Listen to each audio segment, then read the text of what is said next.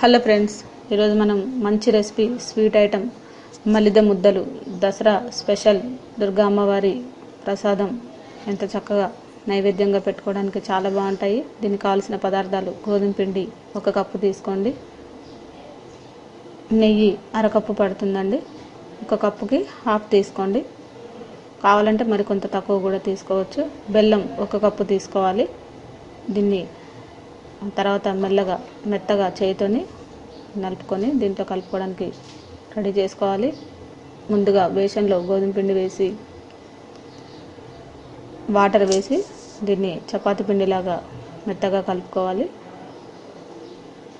కొద్దిగా నెయ్యి కూడా వేసి దీన్ని చపాతీ పిండి మనం ఇంట్లో చపాతీలు ఎలా తయారు చేసుకుంటామో అదే విధంగా వచ్చే వరకు మనం దీన్ని మెత్తగా కలుపుకొని ఒక 10 నిమిషాల పాటు పక్కన పెట్టుకోండి.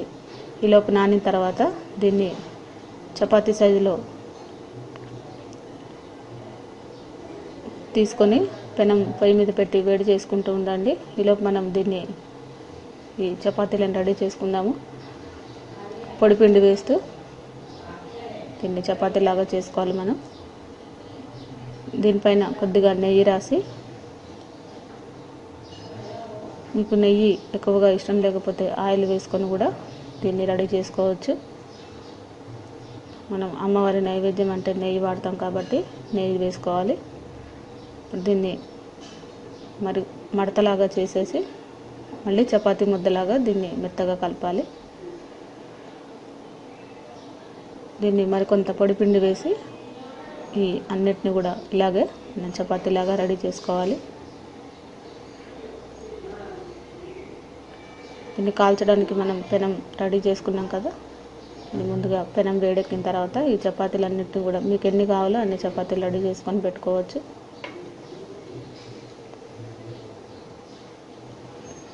పొడిపిండి వేస్తే మనకి ఈ అతుక్కోకుండా చపాతీలు చక్కగా వస్తాయి. ఇప్పుడు పెనం పైన వీటన్నిటిని కూడా కాల్చుకోండి. ఆయిల్ వేసైనా కాల్చుకోవచ్చు, లేదంటే నెయ్యితోనైనా వీటిని చపాతీలన్నిటిని కూడా కాల్చుకోండి. మనం కాల్చుకోవడానికి ఆయిల్ వేసుకుంటే సరిపోతుంది.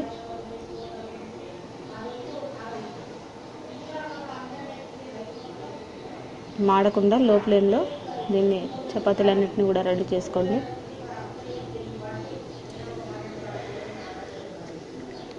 ఇప్పుడు నేను 1 కప్పు గోధుమ పిండే కాకుండా మీకు అరకిలో పిండి కావాలంటే అరకిలో, లేదంటే కేజీ పిండి కావాలంటే కేజీ పిండి తీసుకొని ఇలా మనం నైవేద్యం రెడీ చేసుకోవచ్చు. ఇవి మనకి 2 డేస్ వరకు కూడా నిల్వ ఉంటాయి.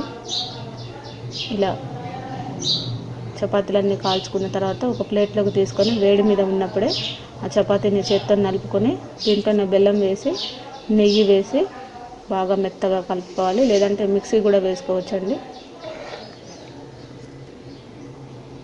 మిక్సీలో పట్టుకుంటే బెల్లం అంతా కూడా మనకి ముద్దలాగా రాకుండా చక్కగా పౌడర్ లాగా అయ్యి లడ్డు చేసుకోవడానికి ఈజీగా ఉంటుంది. చేత్తోనైనా మనం దీన్ని ఇలా రెడీ చేసుకోవచ్చు. దీంట్లో తగినంత నెయ్యి వేసుకొని లడ్డూలకి మనకి ఏ విధంగా సరిపోతుందో అంత నెయ్యి వేసుకొని చిన్న చిన్న ఉండలుగా రెడీ చేసుకోవాలి.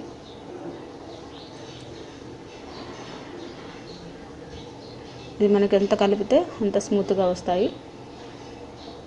ఇప్పుడు చిన్న చిన్న బాల్స్ లాగా చేసుకుందాము. ఈ విధంగా లడ్డూలన్నిటిని కూడా రెడీ చేసి పక్కన పెట్టుకోండి. ఇది మనకు గోధుమ పిండి నెయ్యి వాడాం కాబట్టి చిన్నపిల్లలకు కూడా హెల్త్కి చాలా మంచిది. ఇవి స్మూత్గా తినడానికి కూడా ఈజీగా ఉంటాయి. డైజెషన్ పరంగా కూడా మనకి ఎలాంటి ప్రాబ్లం ఉండదు. మనకి ఈ దసరా సెలవుల్లో దుర్గాష్టమి కాబట్టి రోజు ఒక నైవేద్యం అమ్మవారికి పెట్టుకుంటాం కాబట్టి ఈ మలిద ముద్దలు ఇలా రెడీ చేసుకోండి. ఈ రెసిపీ మీకు నచ్చినట్లయితే లైక్ చేయండి. ఈ రెసిపీని మీరు కూడా ట్రై చేసి చూడండి.